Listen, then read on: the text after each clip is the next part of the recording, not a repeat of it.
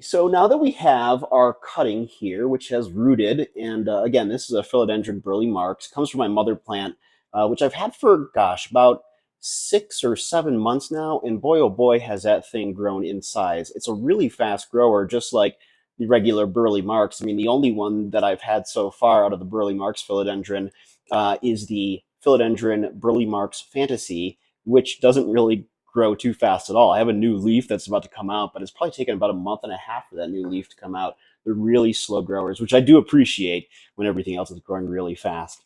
So what we're going to do here now is we're going to pop this up. I got a cute little pot here, which I love, but more importantly, it's a good pot for plants because it's got good drainage and it's just a good fit overall for this size.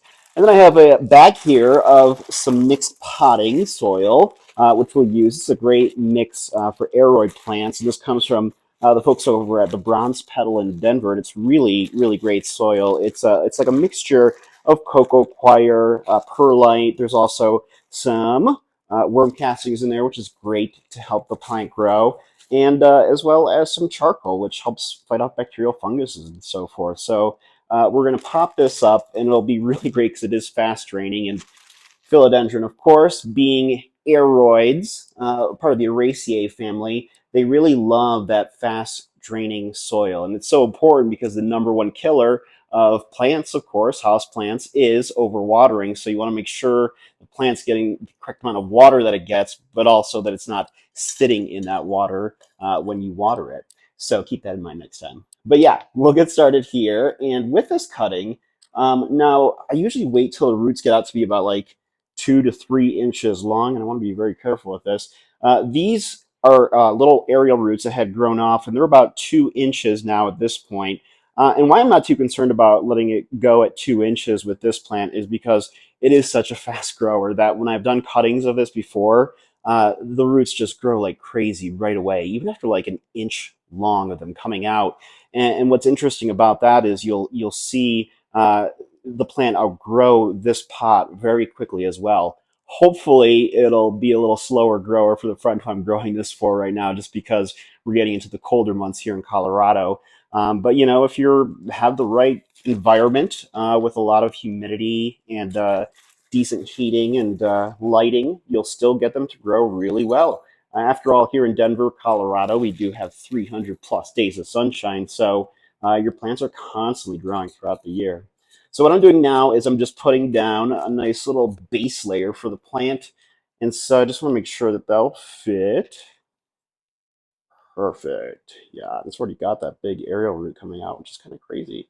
And so what I'm going to do now is I'm going to use this rooting powder, and I've talked about it before. It's from Bonide, which I love their products for stuff like pest killers and pest cleansers and so forth.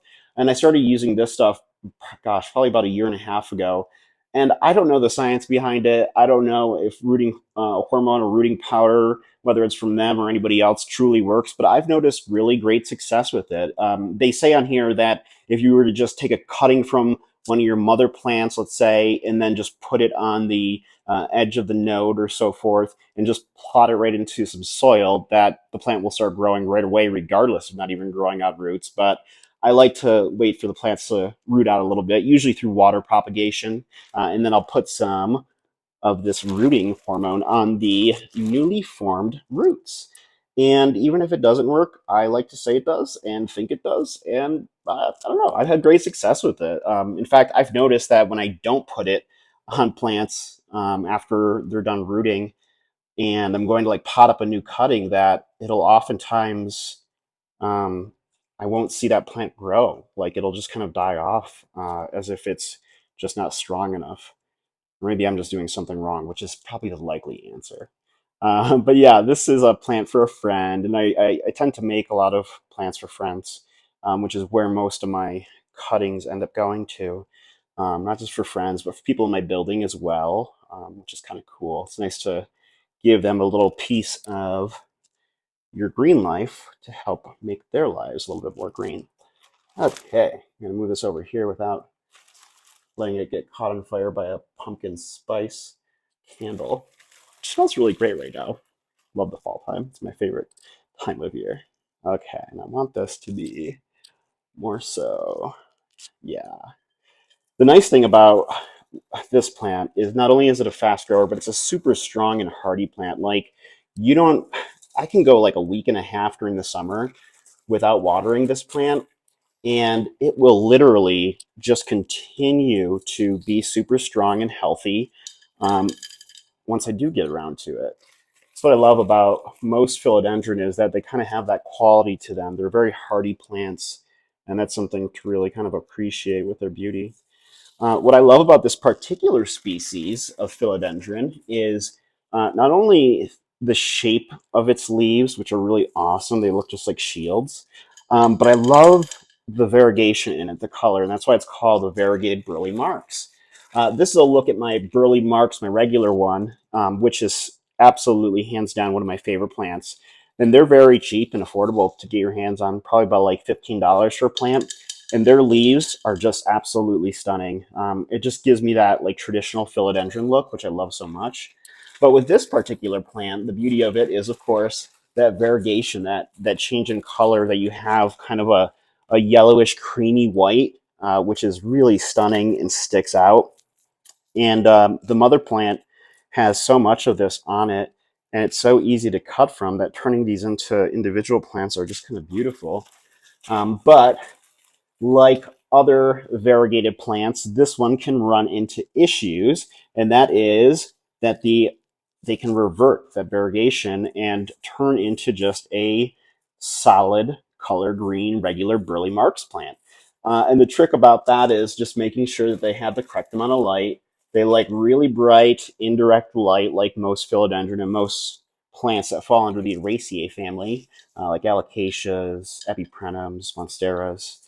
And so I don't know. I don't have like the best lighting in my apartment. I have just western facing windows, and this time of year, it really just kind of starts to go away. I do have grow lights in my apartment, which are actually behind me and they're on. They're really nice. They come from Soltech, and I think it's about like maybe $80 a bulb or something like that, $75 a bulb that I paid for. And I have four of them, and I have had really great success with using them. With one of my plants in particular, my Philodendron apotensia, that plant really wasn't even growing with the sun hitting it over the summer in those western windows, and it didn't really start taking off until I started using that light. So while it did cost quite a bit, I'm really glad that I made that purchase because it's made a really big difference, and I know that it'll come in hand this winter and as we move further into the fall with the rest of my plants. And so I have filled this up, and what I've done is I kind of like shake it around just to make sure that it's getting in between all those roots and the lower parts of the plant and the stem, and just patting it down a little bit to give it some extra layering there. And just like that, we have a brand new Philodendron Burle Marx that'll go to one of my friends who I know will take really great care of it. And it's such a beautiful plant. And what I would do now is I'm just going to water a little bit, and then I'm just going to set it out to get some sunlight and let it start its growing process and just kind of watch after a little while, maybe a week or two before giving it off to him as a gift. So yeah, it's a pretty cool plant, beautiful and super easy to care for. Granted, it is a rare plant, so it's kind of hard to find. When you do find regular size one, they can go for upwards of $150, $200, sometimes even more depending on the size of the plant. But well worth the investment if you are a rare plant collector. It has been such a joy to grow this plant, and I look forward to making many more cuttings. So yeah, I hope to see you guys in the next video. And until then, I hope you're doing well, and talk to you soon.